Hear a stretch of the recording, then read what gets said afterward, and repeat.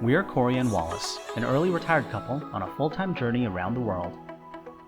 With a passion for exploring new cultures, discovering hidden gems, and enjoying delicious local food, we are on a mission to experience as much of the world as we can.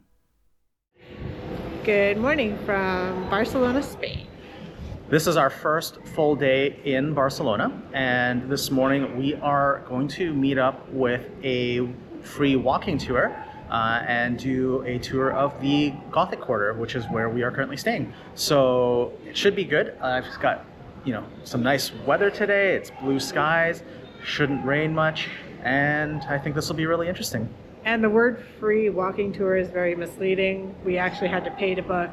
How much? It was €2.50 per person to book online, and then you just pay by tipping the tour guide whatever you feel the tour is worth at the end. So it's free, but not really, though it is a very relatively affordable way to get some information on the city. So we are gonna head literally like 200 meters from the door of our hotel to the meeting point here in the Gothic Quarter, and we'll take you guys along for a detour today. We're checked in for our tour, and we've got about 10 minutes, so we're just wandering this plaza here where we're staying, and there's a craft market that pops up. It's every Saturday, and apparently it's called drap art, and she says it's basically all like recycled materials, like repurposed into art. So we're just gonna go wander in and have a quick look. Modern square for the Gothic Quarter. It's quite big. That's because we used to have a Capuchin convent here. We pulled it down in the 19th century to make way for this beautiful square, and very rich and privileged people lived here. Why the name Royal Square? Well, the Fountain of the Three Graces, originally there was supposed to be a statue of Ferdinand the Second. He was married to Isabella. Does that ring any bells for people in history? Who did Isabella sponsor? What famous sailor? Christopher Columbus. And this whole square is a celebration of the Americas, because in the 19th century there was great trade between Cuba and Catalonia. And if you look up, can you see that there is medallions? They're busts of famous Spanish explorers and sailors.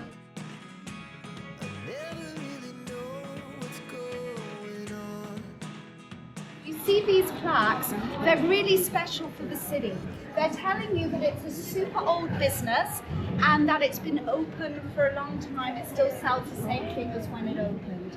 It was presented, the plaque, by the City Council of Barcelona in recognition of all its years of service.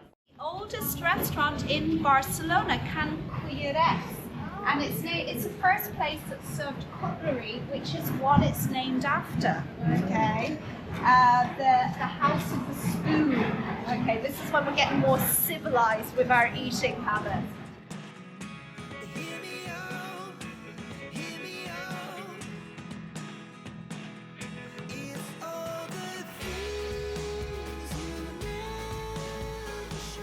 This is the first of our Gothic structures, Catalan Gothic.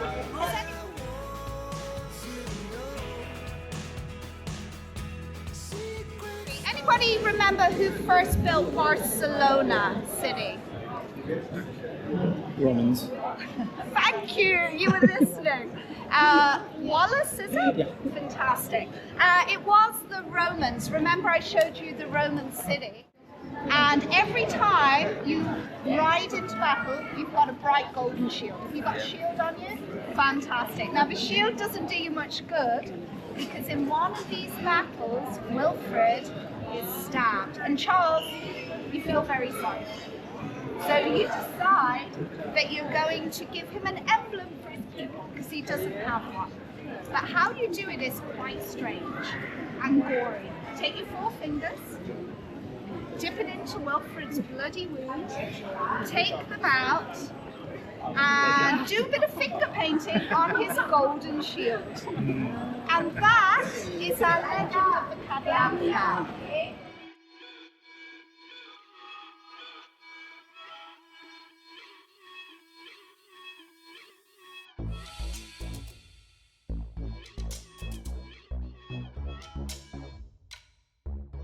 Right. Remember I mentioned Colonia Julia Augusta Faventia Paterna Barquino earlier on. Were you here for the introduction of the... I wouldn't remember. Yeah. Okay, no, that is the official Roman name for Barcelona. Can you see the two towers just here? Can you see part of the aqueduct? The aqueduct, what did it used to bring into the city for people? Water, yeah.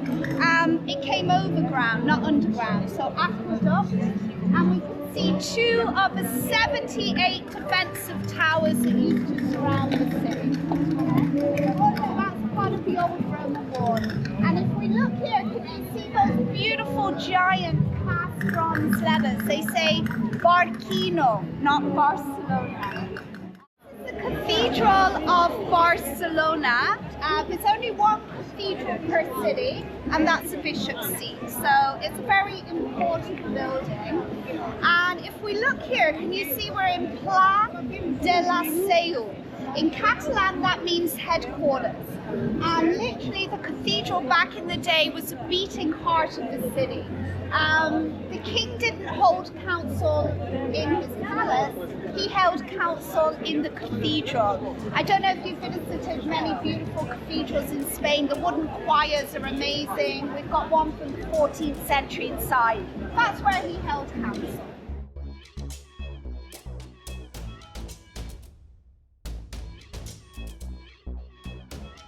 You see the bishop's palace just straight ahead. You can see the coat of arms with the bishops. So he had a very short commute to work.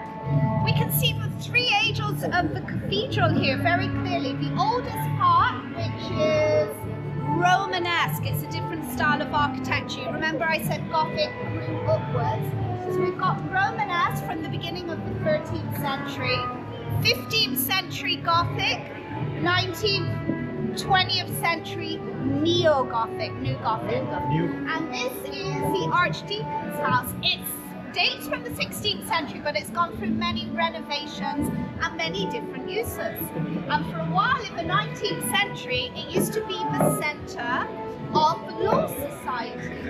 And we still have something left from the Law Society. Can everybody see this sculpture here? Any idea what this whole thing is? What's its practical use?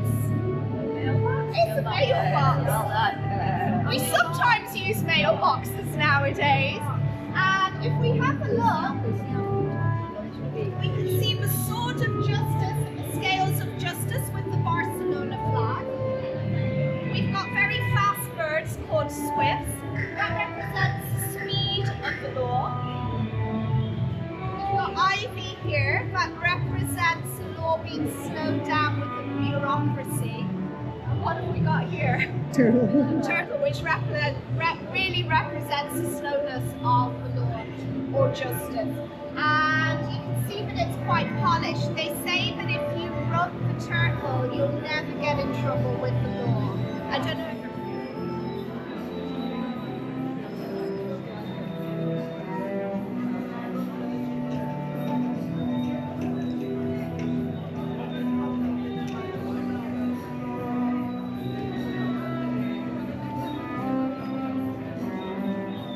So this is the square of San Philip Neri, and we can see the church of Saint Philip Neri, an Italian saint. It's a Baroque church, and where we're standing used to be its cemetery. This was the cemetery of the executed of the city. And whenever you're wandering around Spain and you see these old churches with squares at the front and the side, it's a pretty good indication that in the olden times it used to be its cemetery.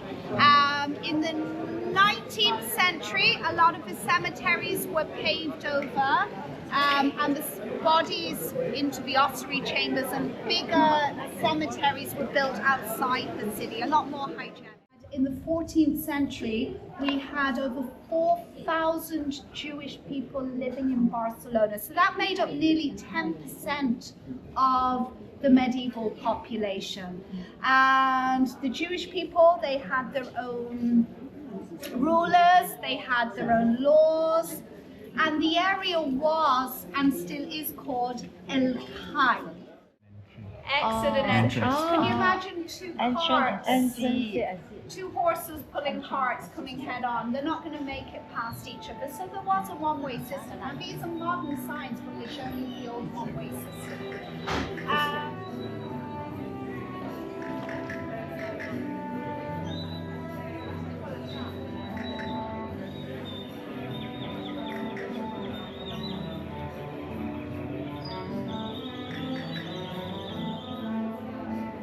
Realizing that they had the Roman columns running through the building, they hired an architect to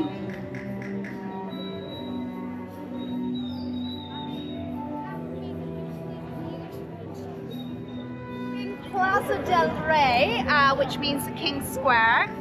So we've got some fabulously old, beautiful medieval architecture around. So let me explain. This is the Royal Chapel of St. Agatha, and again, it's 14th century. Straight ahead, can you see where the steps are going into? That was part of the old palace complex from the 14th century. There used to be a convent here. They pulled it down in the 19th century, and they discovered parts of the old palace within the convent when they pulled it down. So it's been heavily restored. You can see that with the new windows. If you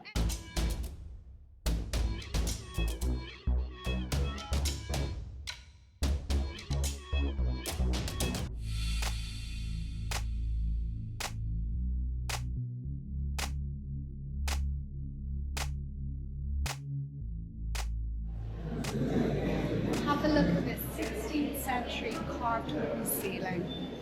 Oh my goodness. Isn't it absolutely beautiful? Come on in a little bit. So 16th century, you've got to imagine that you're a bird flying over an old city. Oh wow. 16th century. Mary of the Sea, and it's located in a neighborhood called El Born.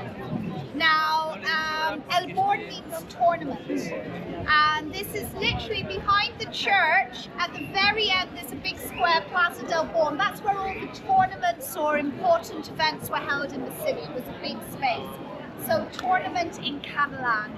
And this is where all the working class people used to live. And that's going to wrap up the tour. Highly recommend. It was amazing. Yeah, our guide had so much knowledge of the history of Barcelona and of the Gothic Quarter area that we're in. We haven't even gone that far, but there's just so much going on here. Definitely worth it. The tour we took today was with Runner Bean Tours. We'll put the link in the description below if you want to do the tour as well. And we're going to be doing another tour with them in a couple of days for a different tour option. So looking forward to that as well. Yeah, couldn't recommend it enough. You learn so much about so much history. And what I show on the video is only a tiny, tiny amount of what the knowledge she has. So yeah, I recommend it. Yeah.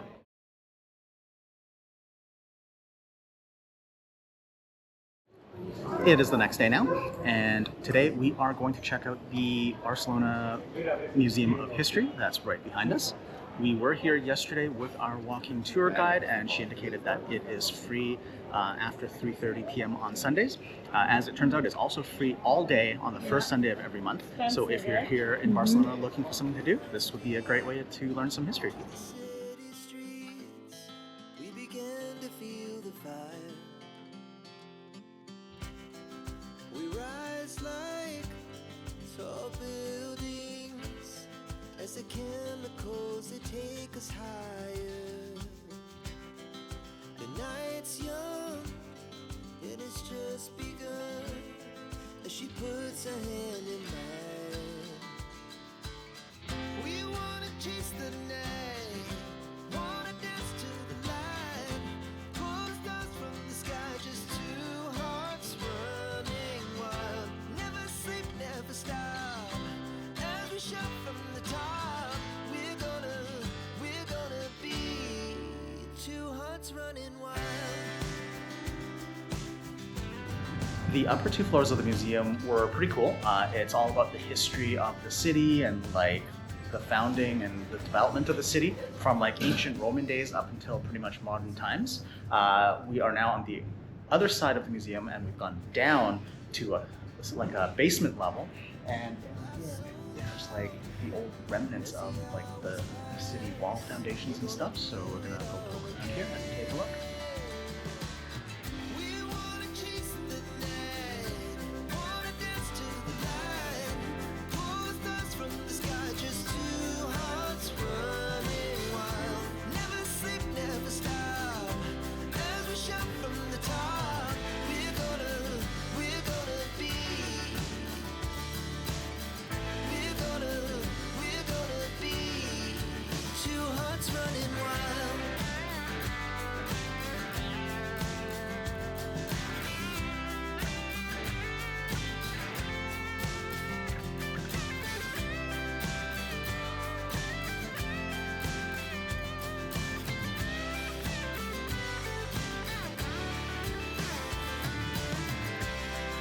The moonlight, summer sky, it was the best we ever had. The bottom of the museum was really cool. It was basically the ancient city, or the ruins of the ancient city. Yeah, it was really cool to see like basically what was essentially the foundations of the city of Barcelona. It also gave us access to a couple different areas. There was like the city archives area, as well as the palace chapel, which was really cool. Really neat stained glass windows in there. Definitely suggest checking out the Barcelona City Museum of History if you have an afternoon to spend, especially on a Sunday when it's free. After 3 p.m. actually, we looked at the sign, it wasn't 3:30, 3 p.m. It's free, and yeah, well worth a visit, I'd say. Yeah. We are now gonna go check out a cathedral that we saw yesterday on our tour that by this time of day should also be free to enter, so we're gonna go see if that is the case. We are back here at the Basilica de Santa Maria del Mar, and it's very crowded here in this plaza. We're gonna go inside and take a look now because after 5 p.m. today, it is free to enter. So let's go.